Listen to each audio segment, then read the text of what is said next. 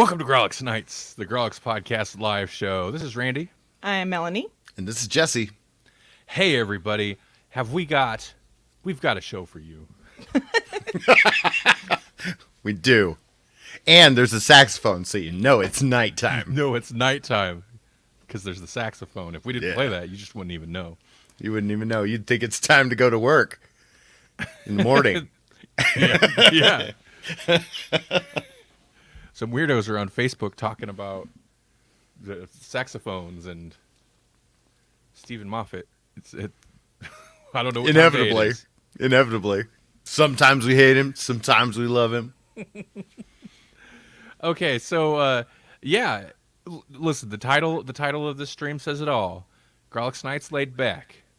We got a grab bag of a show, in a good way. It sounds like it's probably a bad descriptor. But we're going to talk about a few things we watched.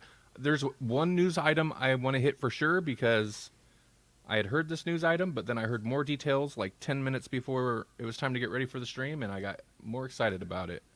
So I definitely want to talk about that. But first, how are you two doing? I'm good. Yeah, Good. doing okay. Anything new in the lives of Melanie and Jesse? I don't think the children should ever be given Halloween candy. We just had Halloween, man. Yeah, that's what we talked about. Yeah. Oh, I bet. Well, I bet. okay, maybe just not during a school week, and specifically not on a Monday. Yeah, I bet working in the school system the week after, following Halloween, I bet it's special. It's so weird. Yeah. Because like the way that things are like scheduled out, like teachers are kind of like, we would rather have Halloween parties on Friday because then it's over with. We can enjoy our weekend and good, right? But what that actually does, even for them, is extend the Halloween craziness, which sounds like a good thing, right? Like that, it's like, what, more Halloween? That sounds great, but not at school. It's not, because then it's like Halloween all day Friday, and then it's Halloween actually all day Monday, and then Tuesday they're like either cranky or jazzed because they've had too much candy and they've been up late. And then that just continues for however long they got candy for. However long their supply lasts. Yeah. If the stash continues, they continue. OPS maybe was a little smart this year, and they were off Thursday, Friday, Monday, Tuesday. Yeah. So they were like, we're just not going to touch it at all. Just black that weekend out. That's just good. That was, yeah. Well, yeah, that sounds fun. Do you know what I did for Halloween? I do. Melanie does. I got a tooth infection and had teeth pulled on Halloween. Oh, no. That was no my candy Halloween. for you. No candy for you. I've had no candy this Halloween at all. Which Go ahead. What? I said, go ahead. I was gonna say I usually buy some candy for trick-or-treaters, right? Full well knowing I live in an apartment building and trick-or-treaters don't come here, but I gotta have some just in case. Well, yeah. I didn't even do that this year. The weekend hit and it just like flared up and it was awful to the point where, I mean, it takes something. I went through my 20s and had like my wisdom teeth come in and like compress all my other teeth. I never went to the dentist. It takes something to get me to go to the dentist. Yeah. If you watch too close on the stream, you're probably like, yeah, we know. But it was pretty bad. And yeah, I went to the dentist and he's like, well, what do you want? We could blah, blah, blah. The 3 teeth extractions. I'm like, what are you talking about? 3 teeth extractions. 3 teeth extractions. 2, this is TMI, but 2 of them were like, had been root canaled before anyway, and were pretty much gone, but like there's still tissue that can get infected. So essentially a normal tooth extraction and then 2 other horrible things. And that was my Halloween. We had a viewer and we lost him. I don't blame him. I was going to say, I was unhappy with this Halloween because I helped my sister's children create and wear their costumes. And then the older two didn't even take bags with them, so they went trick or treating. They didn't even get any candy. And then the little one is the greedy one because she likes chocolate too, so she won't even share. It was crap. So you got to help with the costumes, but you didn't get any of the payoff. Right? Oh, that's not fair, man. no, I know. How are the older ones not going to take bags? I could see maybe the oldest, but like Bella's not going to take a bag for candy. No, I know. Isn't that the whole point? No, not for them. But apparently, the point is to have people look at them or something because they're like, "Look at our costumes; they're so cool." All And right. I'm like, "Yeah, I know. I made that hat for you. I know." At least take the bag to say thank you Right. Yeah. to Melanie later. Yeah. Yeah, Like, exactly. for me, Yeah. candy doesn't have to be for you. Tribute. I think they should just change things up and be like, people of any age, if they're in a costume, you give them candy because I want to go trick or treating and I want to get my own candy. That's what I'm saying. Normalize adult trick or treat. Yes, definitely. Yeah. If we We're wanted to share- normalizing way worse stuff than that. So, adults having fun in a safe way. Cool. Right.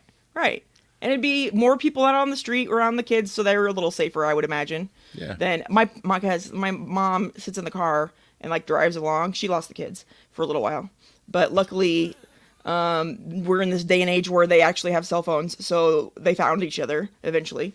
Right. But I just say safety in numbers is better. So why not? I get More so the merrier. few trick or treaters, anyways, that like if I had a couple of adult trick or treaters, like, hey, maybe I'll actually like hand out all this candy and not eat it myself. Well, that was kind of my thinking too, is because nobody trick or treats in our neighborhood anymore. The only places people trick or treat is like, Regency or maybe like Indian Hills, Dundee area. But for the most part, yeah, you go to the rich neighborhoods. That's where you go get candy because nobody's gonna trick or treat in the ghetto. But if you have adults that are trick or treating also, maybe more people will stay in their neighborhoods and stuff like that. Yeah. Yeah, I was always surprised about that living in Fremont. I was expecting more trick-or-treaters. Like, I lived in several different like neighborhoods in Fremont, and it's Fremont. There are nicer neighborhoods, but like, where are they gonna go? Yeah, I was always surprised by the lack of trick-or-treaters on Halloween. I live less than a block away from a school, so you would Right. think lots of trick or treaters. Not that many, really. No. They're doing a lot of the trunk or treat stuff too, which I suppose yeah. is part of it. But yeah. I guess I kind of get it. It's not fun though. Go trick-or-treating. Ruin your teeth, and then as an adult, you get to spend Halloween, get your teeth pulled. It's fine. Yeah. Yeah. Man. No, if they brush their teeth, they'll be fine. You're right. I didn't even watch any like scary movies on Halloween. So disappointing. Yeah. Oh well. Melanie made a point. We're gonna mention it now, and that'll hold us to it. I'm pretty sure. She said the next year we're having a Halloween party. I was like, oh Yep. yeah, we should like rent out a hall or something Yeah. and just like have a Halloween party. Then it could be a Halloween party in a hall. Happy Halloween. Come to the hall. And they'll get here and they'll be like, there's nothing in here. It's Halloween. It's hollow. It's a hollow hall. No, come on. Get it? It would be finally have a chance to use some of the decorations that we have. We have so many. I know. Well, it's because in the last place we lived, you're like, the cheap stores put out the Halloween decorations. You're like, oh, well, I mean, I know I got a bunch from last year, but I got to get some of this. And then after Halloween, it's super cheap. And you're like, there's going to be next year. Got to stock up. And, Yeah. and you just do that every year. It's 50 to 75% off right now. Yeah, exactly. Yeah. You got a whole like row of masks hanging on the wall in Yeah. the other room. That's like 50-cent masks. A after lot, Halloween. like all those hockey masks that are just really thin plastic. Like, There's one, right? yeah. just a couple Yeah. holes. Yeah, yeah. Very, a generic witch and mummy, and I don't know if there's mummy, Frankenstein, stuff like that. Okay, well, speaking of, I want to get to the news item real quick because it's kind of related. Mm-hmm. Okay, so I'd heard the other day, so there's going to be some of the rights issues for the Friday the 13th franchise kind of got ironed out a little bit. And there's going to be a Friday the 13th prequel series, I think called Crystal Lake, on Peacock, produced by the production company's A24, who does a lot of like very kind of, you know, the decent, like they're pumping out the good horror movies these days. Is Color Out of Space from A23 or? Yeah, I believe so. I know Mandy I is. think so. Okay. I think they both are. Yeah. Right. And Hereditary, I think The Witch and The Lighthouse, and you know, the Artsy stuff. yeah. Pearl and X are a couple of the more recent ones, which which those lean a little bit more into camp, but it's like, you know, the way Tarantino leans into camp, where it's like educated camp, you know. Speaking of, so yeah, there's going to be a Crystal Lake series, and at first it was like okay, and I knew like Victor Miller was involved because he was one of the wrote the original scripts, and so that's kind of where the big lawsuit, he was one half of the big lawsuit that's had the franchise tied up for so long. And I was like, okay, so prequel, definitely, like they're definitely gonna do like a Pamela Voorhees thing. And if it's Victor Miller, this is my thinking, I was like, so I'm guessing maybe they can't use hockey mask Jason, so that kind of sucks. Which would make more sense that they're doing the prequel thing. And from what I understand, he was never a fan of like adult Jason at all, because he's like, that doesn't make sense. That's not the story I wrote, and it wasn't. That was just invented to keep this franchise going. But the news I heard just before we went on stream is that I can't remember his name offhand. Also, the show is being the series is showrunner is the person that was showrunning the Hannibal series, which I guess was I never watched, but it was supposed to be very good. Yeah, I heard good things. Let me double check that real quick. Actually, I'm pretty sure it was Hannibal.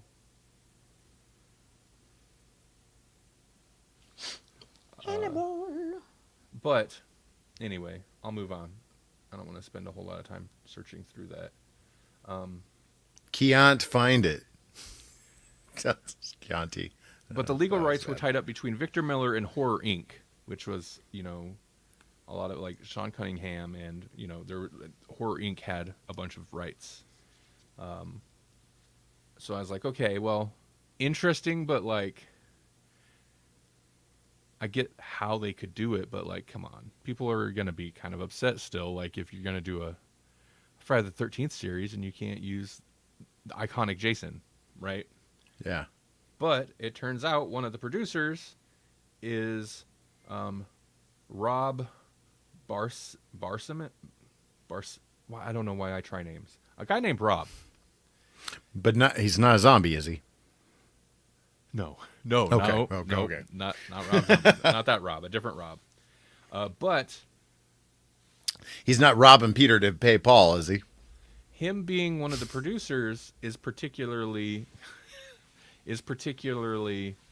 notable because I guess he pretty much is Horror Inc. Like, he has the rights to that. So here's the big long dragging it out.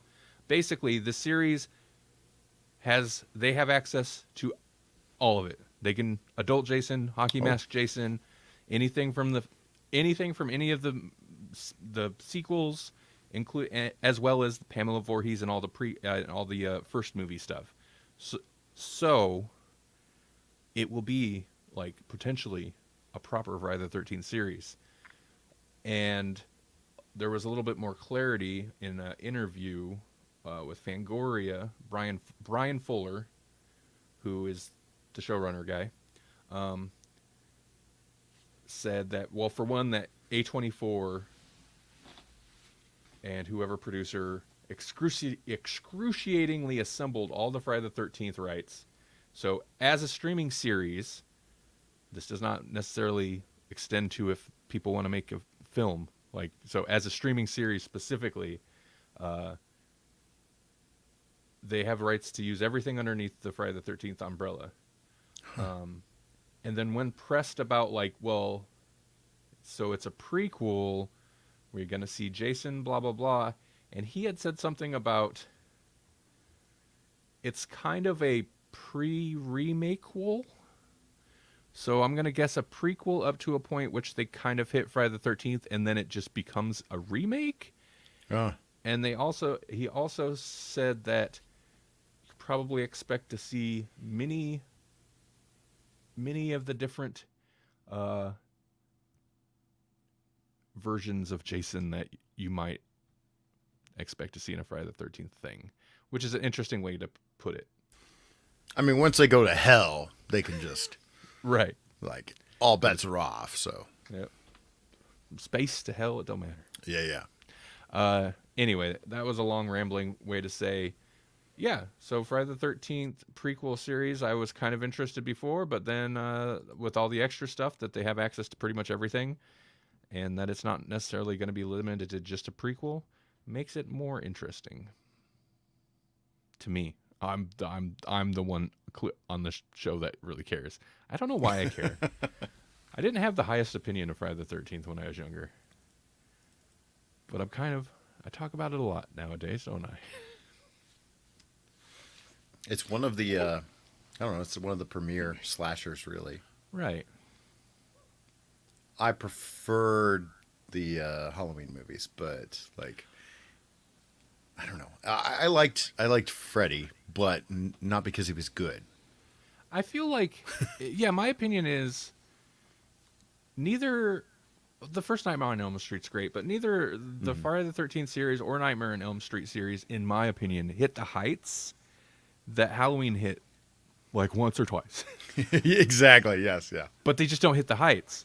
Yeah. But at least, even though it's still all over the place, like at least Freddy gets real bad too, though. Oh man, some of those movies. It's real bad. Yeah. Like Friday the 13th never gets near as high, but it's consistent enough, right? Like you know what you're getting. Yeah. Yeah. Right. It also maybe doesn't hit quite as low. I don't know.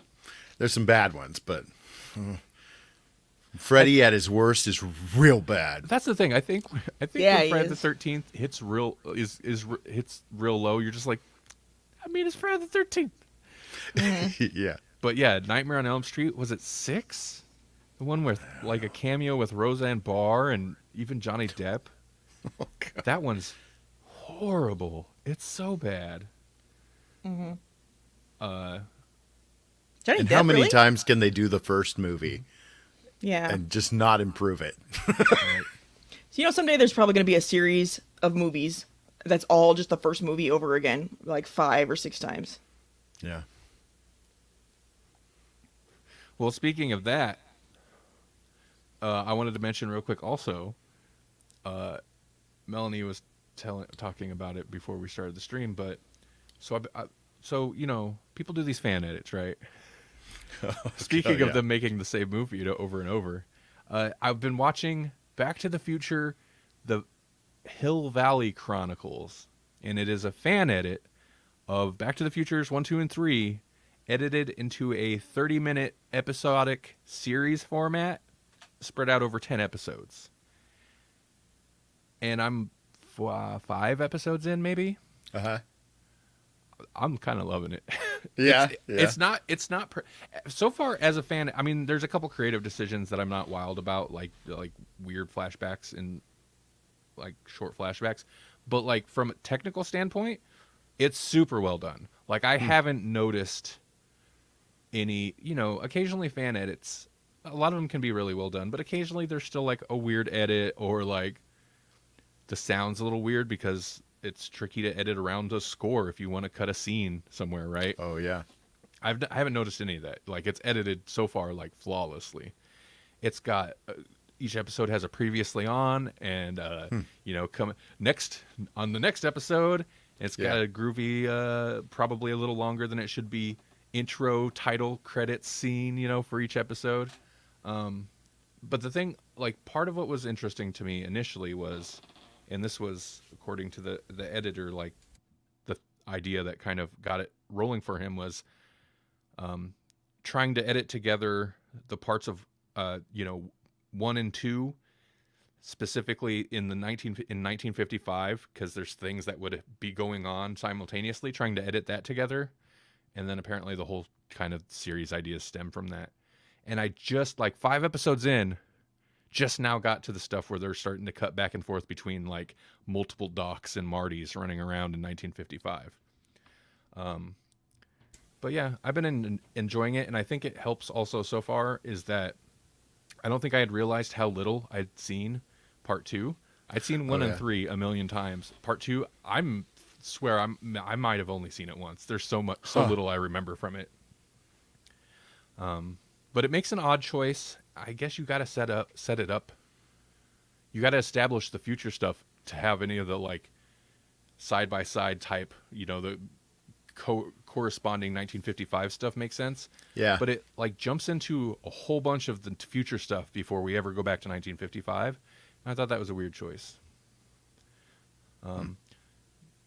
But 2 things it makes me also appreciate is Christopher Lloyd is amazing. Yeah. He is. Yeah. He's so good at that. And Crispin Glover. Oh yeah. Yeah. He doesn't have to do anything, and it cracks me up because his body language is always just so weird. Yeah. Man, nobody plays anxious like that guy. Right. No kidding. Yeah. And it's so weird too because when they're supposed to be older, in the first one, everybody's aged up, but he's just normal. And then in the past, it's like they put makeup on him to make him look brighter. I don't know. His cheeks up a little bit. Yeah, like a little bit of eyeliner. It's like, so everybody else gets the old makeup treatment, but not him. They're just trying to age him down a little bit. Right. It's pretty interesting though. I don't know. Fan edits aren't necessarily easy to track down.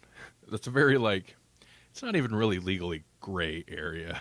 Oh yeah. No, they're literally playing with somebody else's IP. Yeah. And chopping it up their way.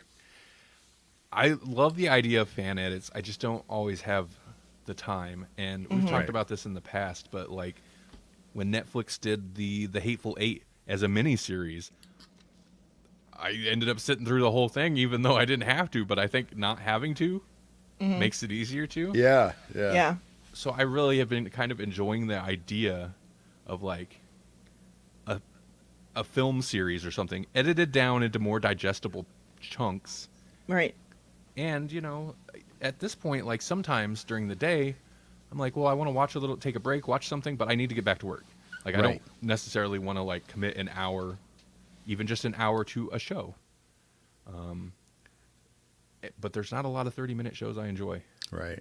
And that's where She-Hulk had me. Like that was Right. the perfect amount of time that I was going to give to She-Hulk. It was perfect. I looked at, I know you'll bring it up in a little bit, but I looked at Andor. Oh yeah. And some of the episodes are fairly short, like 30 to 30-something, 40 minutes. But some of them are 40 minutes to an hour. And I'm like, Yeah. I ain't got time. Yeah. I'll watch 2 episodes. Once you start it though, I think this, I think this one's up your alley. Anyway, I'd be curious if anybody watching in the future, if anybody watches fan edits, tell me what's some good ones. Because I know somebody's done like the entire MCU films into an ongoing like TV series. Oh, like chronologically. Yeah. Like, oh wow. I know they've gone through all the movies up to Endgame. So that's a lot of just movies. That's 10 years of movies. Wow. That's so much just movie. And then the idea of like cutting that into smaller pieces. Yeah, yeah. How much? And potentially fleshing it out and actually making it longer than the original. Right. Jesse, what have you been watching? Just Andor. we kind of segued almost. Andor. Yeah. Yes, and or. Okay, thank you. Yeah, I've been curious about it, so I'm keen to hear your thoughts on it. Yeah, it's and I even asked Holly because this is one that she was watching with me, what she thought this was, and I was like, is it a political thriller? Is it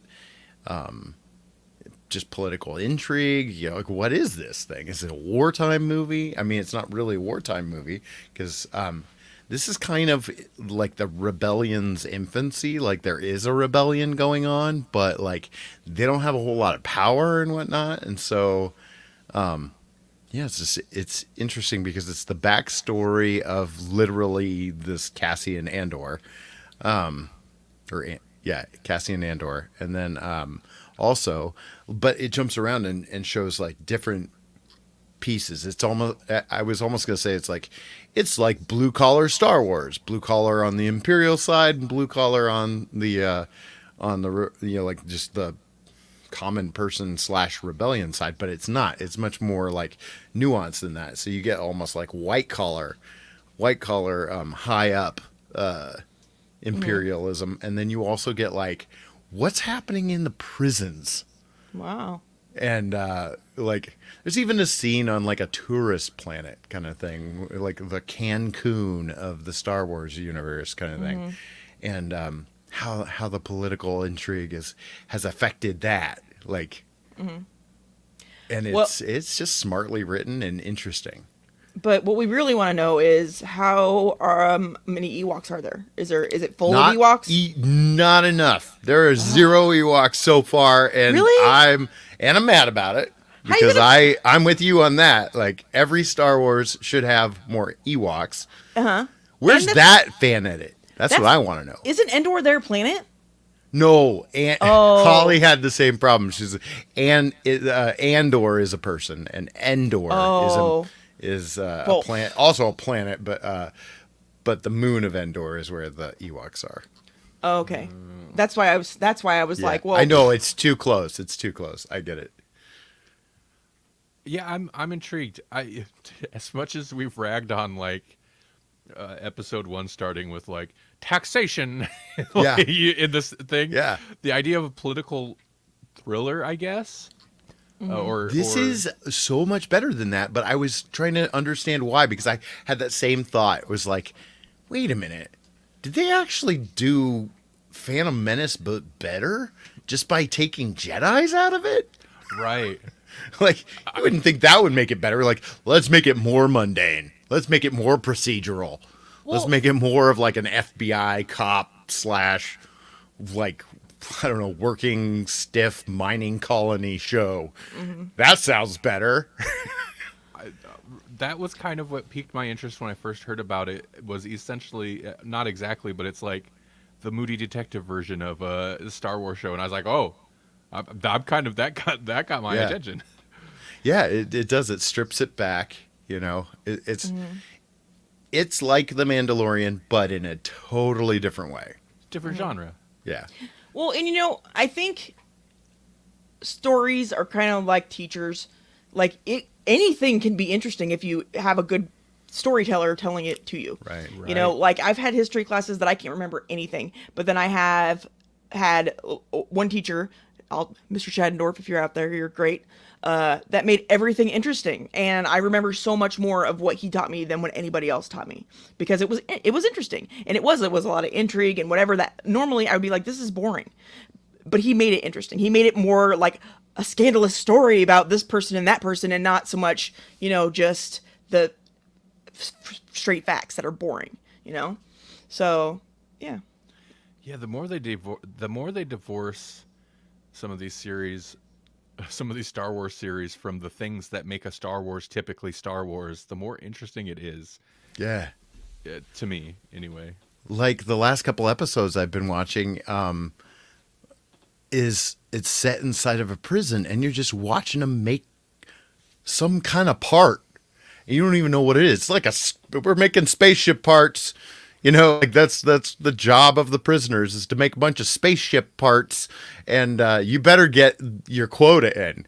And I'm just like, what are they doing, and how are they doing it, and why is this interesting at all? Watch that. Those are like the key components to the Death Star or something. That, right? Yeah. They could be literally building the Death Star. They might be. Yeah. But you know what? As soon as you find out that's what they're doing, it's probably a little less interesting. Yeah, probably. Yeah. Yeah. I mean, there's probably some nerd out there that's already like, yo, that I know exactly what that part is. That's that part is serial number, blah blah blah blah. Like they know yeah. everything because Right. it's so detailed like that sometimes. And so, I mean, like, there's the was it called fan wank or whatever? You know, like that's the fan wank for the super nerds, right? But even for me, who I'm just like, I'm much more of a casual. I like the movies, but I don't really know all that much stuff about everything else. And I'm like, this is kind of cool because this is stuff I never thought about or cared about, and yet I'm kind of digging it. I was like, of course there are like mining colonies, and they all just put on like mining type clothes, but in the future in another galaxy. Right. Yeah. Yeah. This is changing the subject a bit, but I have something that I think we need to talk about. But we posted it on the page too. But Geralt, is that his name from The Witcher? Yeah. Geralt or whatever it is. Yeah. Yeah. Henry Cavill. How are they gonna do it without Henry Cavill? That's just dumb. It's not gonna. It's gonna suck. I'm sure everybody knows by now, but if not, yeah. So it's been announced. Netflix. Henry Cavill is going to remain in season 3, but after season 3, they've renewed it for season 4, but they're recasting him with Thor's brother. It's like you can't replace Superman with Thor's brother. It's not the same. Wait, Thor's brother is Loki. No, I mean, It's not even Thor's. Yeah, it's not even Thor's brother. It's Thor's just real life brother. Chris Hemsworth's brother. Yeah. Okay. It was a Hemsworth, yeah. And it's not even like somebody else mentioned like you could age up Geralt and do Geralt at a later stage, and like I don't know, somebody was fan casting it with somebody else, and it looked good. You know, it was like, oh yeah, like that looks like the Geralt character or whatever. It's like Mads Mikkelsen or something. Yeah. Oh yes. I've I seen saw that something post about him. Yeah. Yeah, that was the post, and I was like, yeah, that looked good. But this guy just looks like not Henry Cavill. You know, it's just like, it's like we tried to get somebody who's kind of like Henry Cavill, but clearly not Henry Cavill. So Yeah. Well, I know exactly what's going to happen to it. Gladiator is what's going to happen to it. Remember that show? It was good. And then the actor, I think the main actor got cancer or something. Then I tried to recast him, and then it was just not as good. It died. Yeah. Oh, that's right. I remember that. It was that an Starz HBO show? Oh, Stars. Okay. Stars. Okay. Yeah. Stars still? Do they still make things? Yeah, they make things. Yeah. Oh, do they? Okay. Yeah. And the lead actor passed away, which, you know, they don't have. What are you gonna do? But like, yeah, that's the thing with Henry Cavill. Somebody else could be good in that role. Not Thor. Yeah. I bet he's so like annoyed right now. The internet is not thrilled. Not thrilled with that news at all. No. He could be okay, but like Henry Cavill in that role made me like Henry Cavill more. Like, I love his performance, and I get that like Henry Cavill, what I guess was pushing for like more dialogue. Give him more dialogue, you know, right? Make him less stoic, but like I kind of love stoic Geralt too. He was fine in season 2 with more dialogue, but I don't know, man. He's got that like he's got good charisma where it's like even if he's like. You don't know if he's a bad guy or he's going to do something shady. You're still like, but it's okay. It's Superman. Yeah. Is he going to let Kevin Costner Pa Kent die in a tornado just because Kevin Costner Pa Kent said so? Yeah, he is. Yeah. But never going to let that down. He had a Zack Snyder twist in his arm, I'm sure. So yeah. He didn't really have much choice. Yes, no, I know. I suspect though that in a way has something to do with it. I suspect, and I could be wrong. And part of it, a lot of people are talking about, of course, like he's been such a champion for the show, like because he's a huge fan, which also is part of what makes him cool. Like it's like, dude, you're a musclehead, but he's also kind of a nerd. He's a big old nerd. He's a super nerd. He's a bigger nerd, like Warhammer 40K. Like, I don't do that. He's a super nerd, you know? Right. I don't do that. I'm better. That's the podcast feed title for this episode. Grawlix Nights. I don't do I don't that. do that. I don't Yeah. do that. But I mean, it's true. Anybody who paints their own figurines for a game they're playing is a super nerd. Sorry, that's just how it is. And not Yeah, to say fair. we're above that. We played No, I've D&D done and that. stuff for a while. I've got D&D figures. Yeah, I was gonna say, Yeah. yeah, Jesse, you probably, yeah. I've painted a mini or two in my day. Well, so there you go. You're a super for- nerd. That's I'm fine. a super nerd. Yeah, It was for Yes. humorous effect. I have a But- Costner head behind me, above the Watcher from Marvel, with a MODOK next to it, and a Wesley Crusher action figure that's made to look like a frickin' Star Wars toy from the 70s. That's maybe the most. That's the most nerdy thing you have behind you. The Wesley Crusher one, yeah. Yes. It's got several layers to it. Yeah, It does. That's the nerd onion. I love that. Will Wheaton wore his Star Trek outfit to Star Wars opening. oh yeah. It's so fun. But yeah, anyway, so there was that. I'm glad you brought that up, Melanie. Yeah, that sucks. I mean, honestly, I was super like, I was like, oh, so what you're saying is it's ending after season 3. Exactly. Right. It is. I don't want to be that way, but also, kind of like, his draw is great, and we I guess sidetracked ourselves, but he's been such a champion for the show. A lot of people are then kind of concerned, like, oh, maybe that's it, because he's always said like he'll never leave unless blah blah blah, and apparently they had like 7 to 8 seasons plotted out, and he's like, I'll stick through all of them so long as they keep to the source material, and it's like, well, after season 3 he's leaving. That's Or Warner Brothers lets me be Superman again. That's the other thing, and I feel like that's probably more so because, from what I understand, it was not received well. But Black Adam came out and kind of maybe renewed interest in his Superman, or maybe gave Warner Brothers a little bit more like confidence in his Superman portrayal. Well, I love him as I'm not saying his name again, but The Witcher, and that's great. This dude, and I didn't care for how the Superman was written, but he was born to play Superman. He looks just freaking like him, you know. That's the thing. If he gets a Superman, that's not a moody Zack Snyder Superman. Right. He kind of deserves that. Like, Yeah. he really does. Because And he's so charismatic. And I love him. He's so smart. He's great. He's all around. If I met him and he loved me, I might leave you. But that's about it. The be Cavill like- conundrum. Be like, I understand. Yeah. Henry Cavill, give me some of the Superman money. You owe me now. The Cavill Hall Pass. Is that what it is? The Hall Like, so Pass. you guys are going to come play D&D?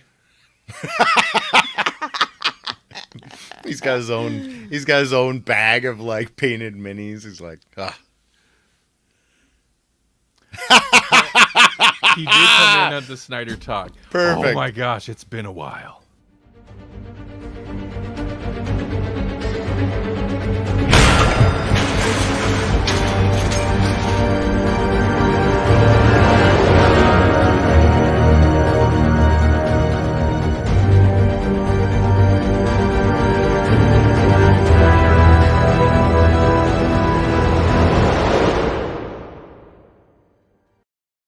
You thought it was done. It's never done. The Snyder Watch never sleeps. You want the watch? You can't handle the watch. As soon as he said Snyder Watch or Snyder Talk, I was like, oh, I still have that video clip in here.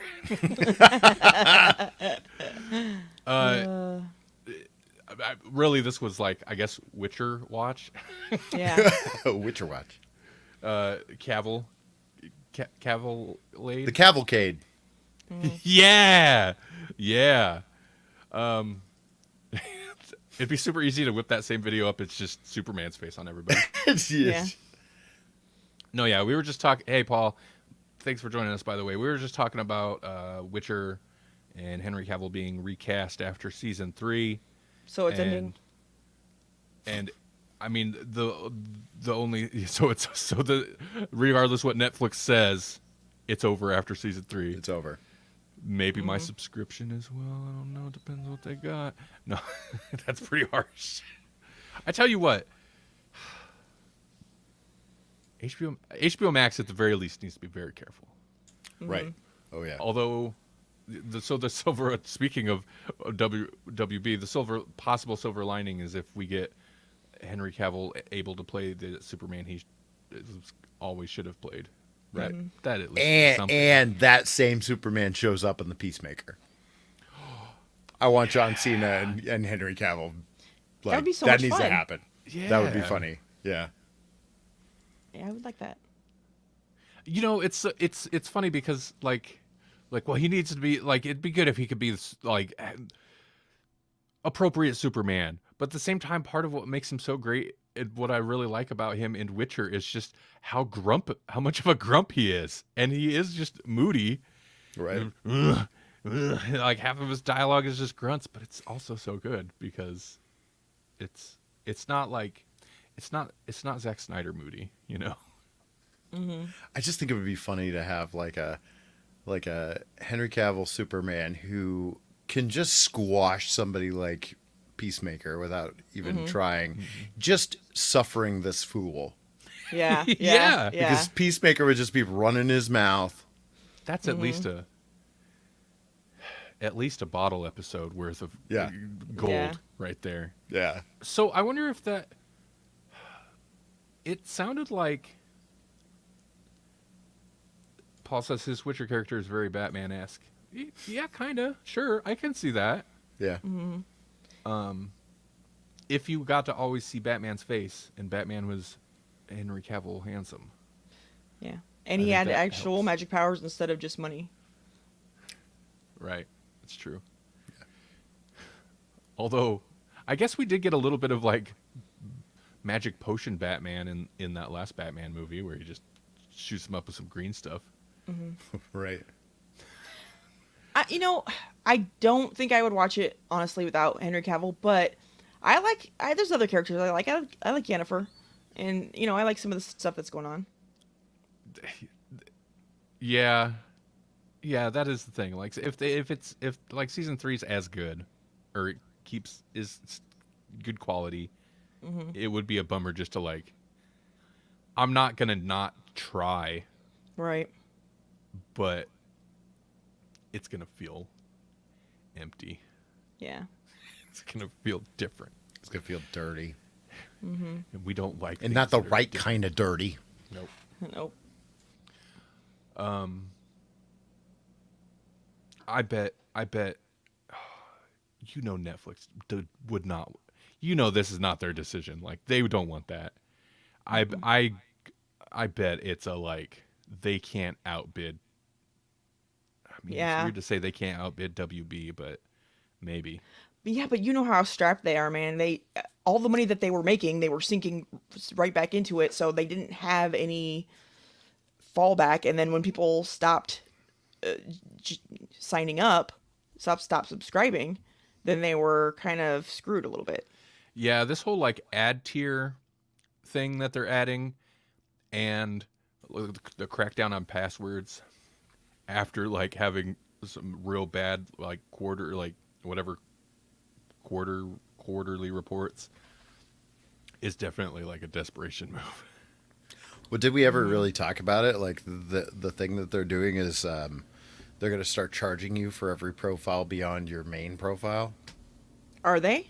Yeah, they'll all That's- become like sub accounts, and they'll charge you per sub account, which is like bizarre because they're the ones that invented the profile, and they even have like a profile specifically for kids. So it's like, I feel like every account has to at least come with the option of main account, kid account, and then maybe each profile beyond that be charged. But like, I can't see them getting rid of the kid account. That's just parental control. What you talking about? His Highlander role? Yeah, I Paul? didn't know that he was in Highlander. I didn't know they were making another Highlander, and I don't know that I want another Highlander because I still like the original. And I'm not talking about that stupid series or guy. I'm talking about the real Highlander. Yeah, there can only be one, and that one is Sean Connery. Yeah, Duncan. And then Raiden, comes in. That's fine. Yeah. Yeah. The one and true Raiden. We don't know gits about Connor McLeod. Of the Clan McLeod. My sister used to be so obsessed with the series, and I'm like, he's not even the good one. Why do you watch this crap? Yeah. Oh, I geeked out so hard when he finally did show up on the series. I was like, Yeah. what? Yeah. Duncan and Connor McLeod of the Clan McLeod? I Who's honestly, better? There can be only one. I got kind of excited too. But yeah. Yeah. Because it's Christopher Lambert. Yeah. Yeah. He's got that creepy laugh. Like, Yeah. Yeah. Yeah, he does. Paul says, this is what happens when I'm gone. You don't get your news. We Yeah. already talked about all the Friday the 13th stuff, Paul. Also, I'm assuming you're somewhat up on that. And if not, it's not just prequel stuff. They have access to everything. That's the main thing that got me excited about it. Yeah.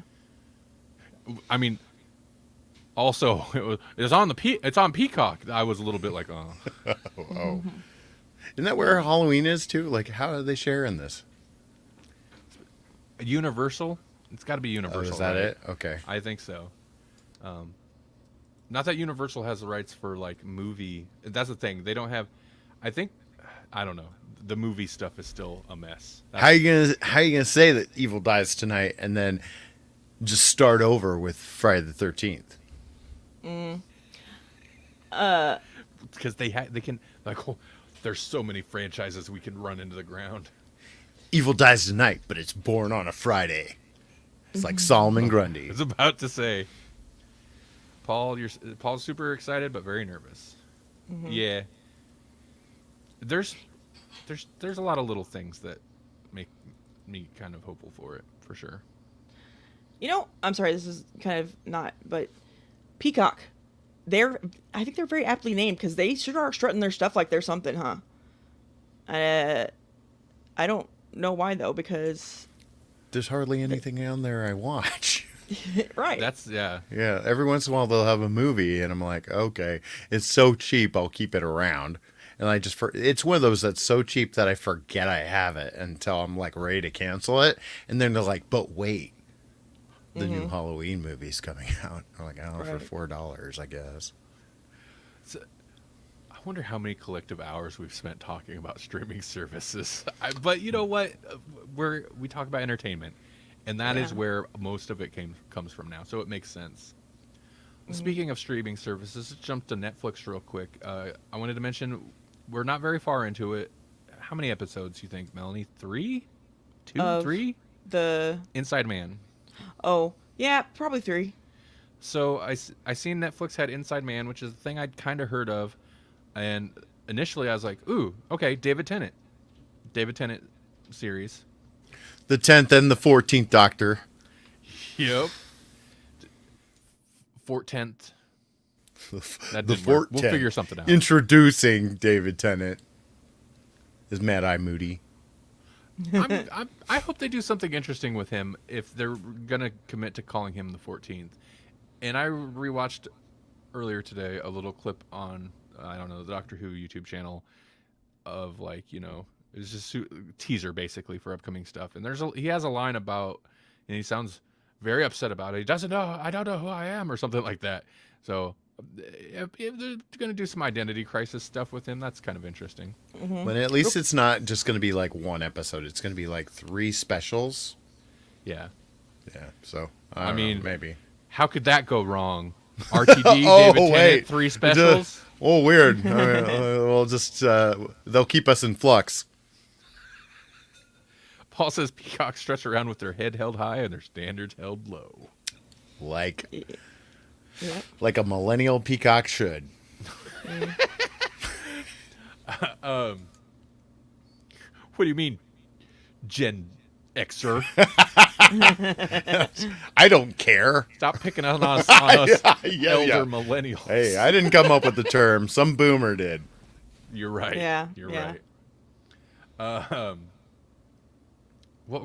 Inside Man. So yeah, I was like, David Tennant. I know there was like awards talk. He's good acting in it, and I was thinking maybe he was a bad guy, but like I still don't. I mean, I don't want to get into spoilers at all, but it's interesting. It's not like a black and white type of show, which is very much kind of the point. But then like we started watching it, I was like, oh, this is a Stephen Moffat joint. So this is gonna start strong and end real bad. Yeah. And it's full of quirky females that are strong characters, which I think is part of the problem with the whole situation is sometimes being a strong quirky female gets you in trouble.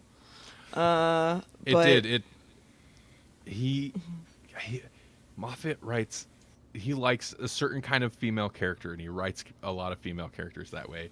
If they're super clever, it's probably There just are a Moffat also a thing. demigod. Probably. Paul says maybe 14th Doctor is a jaded tenant now. He walks instead of runs. I was like, I'd love to get a follow-up on Time Lord Victorious, but they won't. They can't. Oh. They can't like bring him back just to like turn him into a villain, because I feel like they're not going to want to like mar his TV run with making him a villain. But Time Lord Victorious would be pretty cool. He comes back and he's like, I don't even care that I'm not a ginger. Right. I'm glad I'm not. Yeah. He walks instead of runs. Walk. We're not talking about Doctor Who. We're talking about whatever the other show. Are you sure? You mean We we're can't talking about? not talk about it. We didn't even talking get about- started, and we derailed into Doctor Who, and we came Wow. back and we derailed again. Yeah. It's Stephen Moffat. David But you know Tennant. what? You know what else it has that makes it really worth it to me? Stanley Tucci. I love Stanley Tucci. I think he's fantastic. He's fun, and he's actually a good actor too. Although in this, I don't like. Randy mentioned it before the show started. The way that they use humor is weird because the characters that are funny are serial killers and horrible murderers, but they're the comic relief. Ah! They are the So- comic. It's let's make a comic duo out of. I'll go into some of the setup because they're established like right off, really. I think before like even like Tennant's character's really established and stuff, we kind of get introduction to these guys. So there's death row inmates, Mr. Grief, and I don't remember the other guy, but the other guy is around because he has like what's that called? Edictic memory. Yeah, it's like, you know, He remembers photographic. everything. Well, photographic is seeing, edictic is hearing. Everything you hear. Yeah. Right.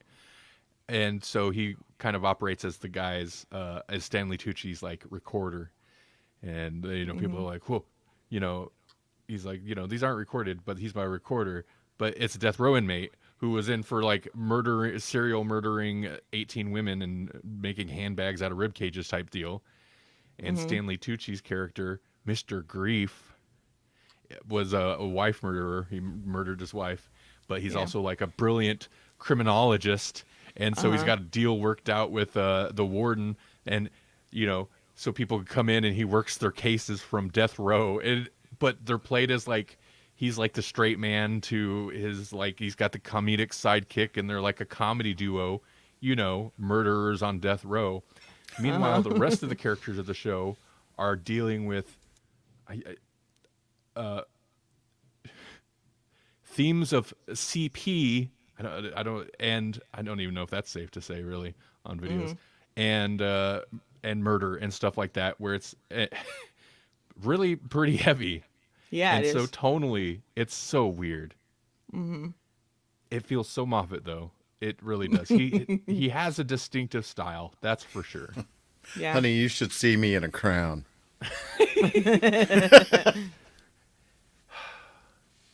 I mean, he writes fun characters. Oh yeah, he always had that. It's just like, then he's like, well, let's do this story. It's like, oh, that's a pretty heavy story, man. So it's still gonna be fun. Yeah. Yeah. Okay. Like that story where Sherlock is basically a drug addict the whole time, Yep. just so he can infiltrate. It's so Sherlock too. The way he writes Mr. Grief, like it's so Sherlock. That's a thing we were talking a little bit about before stream. Is like, I don't dislike it. But man, you can tell Moffat feels so proud, and he's like, "This is this is so clever," Right. and it's not bad, but it's totally like, it's not even really good mystery writing, because mystery, okay, they start at the end, they work their way backwards, and they present it in a way, and this way he's like starts at the end, works his way halfway there, and then it's just like the clever bit is the total leap in logic that gets to that end point. Nobody's ever going to guess it. Well, no, they're not going to guess it. It's so random. The fact that your character magically knows is is a crock. Like, Well, right, you can't guess it because we don't have all the information, really. Yeah, That's what right. the problem is. and the character who does have the information and is withholding to make himself seem smarter shouldn't have that information either. Right.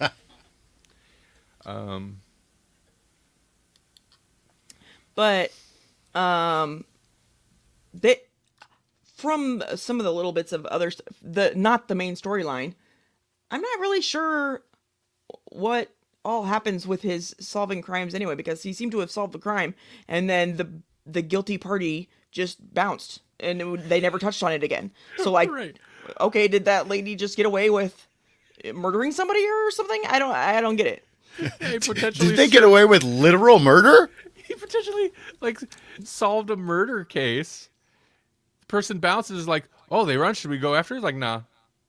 Yeah. Yeah, and they never bring it up again. It's crazy. It's like, oh, okay. Good grief. Thank you. I just realized something. It's not Doctor Who that we enjoy yet pick apart. It's Moffat. It's RTD. We were so ready to get rid of Moffat too. It's not the show. It's the showrunners. What else? What's RTD done outside of Doctor Who? I know he's done some stuff. He's done a ton of stuff. He was like a big deal before Doctor Who, but like I haven't watched any of it. He got a lot of kudos for the show that he was currently on or whatever. It's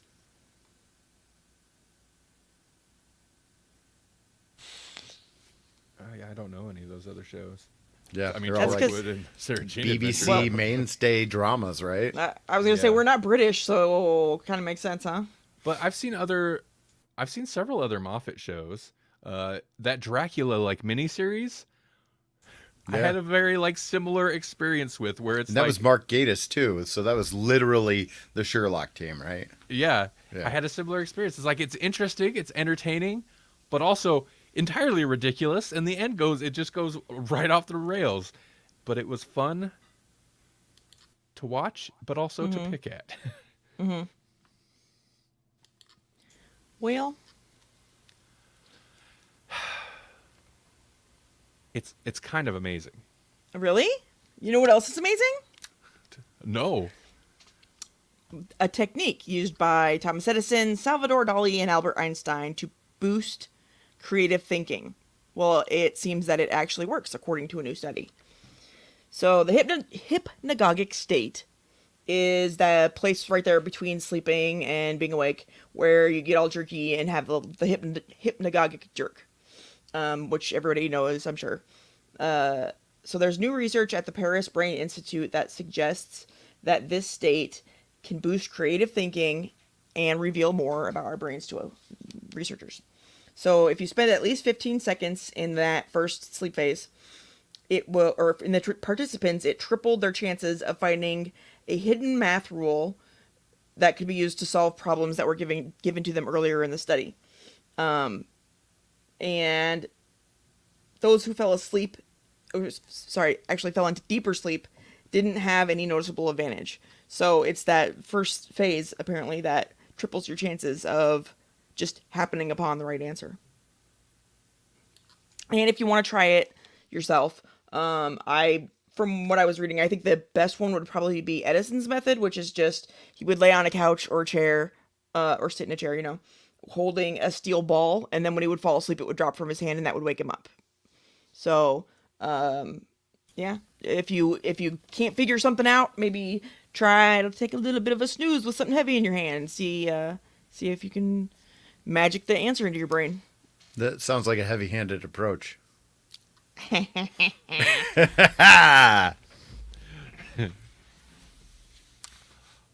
You know what else is kind of amazing? What? I now think there's some validities to some acupuncture stuff because Oh yeah. when I was having like horrible tooth stuff, Melanie was like looking up like, well, what about like pressure points? I was like, I don't know, man, whatever. She Oh, looked up yeah. some information. And Oh yeah, the one here's- here that one right there. Yeah. was like, and it was only like when you were doing it. It was only momentarily, but boom, pain gone in the middle of like horrible tooth pain. Wow. This weekend. You know, she's like, well, here, and then she's like, well, here, and she squeezed, and I was like, oh my god, so amazing. I mean, I Yeah. wouldn't want to I don't feel confident to like put a clamp on it and call it good, you know. Yeah, but yeah. I was kind of like, why? That's in my hand. What? Yeah. Anyway. But things are all connected, you know. Like Yeah. like the lymph node system. I know I had a friend who had I don't remember what she had, but she had some issues where her knee would swell up real bad, and I would help her to massage her lymph node areas, which there's a lot of them. Like there's under your neck and in your pits, or right below them, and several places, and one of them is around the knee. And if you would just like massage them from the top down, you could watch it flow out of her knee. It was crazy, but it works, and that's just because we really still don't understand the way that our bodies work or anything for the most part. The universe is still a mystery, Yeah. but that's good. It makes it exciting. All right. Well, hey, it's been a show. Yeah. It's been a fun show. Yeah. I'm We not told gonna- you it would be a show. We promised a show, and that's what you got. That's what you got. A show. A mixed bag. We stated right off the top. Laid back. Laid back. With a Mind ball on in my her money hand. and my money on my mind. Paul says our sinuses connect to our feet. That stinks.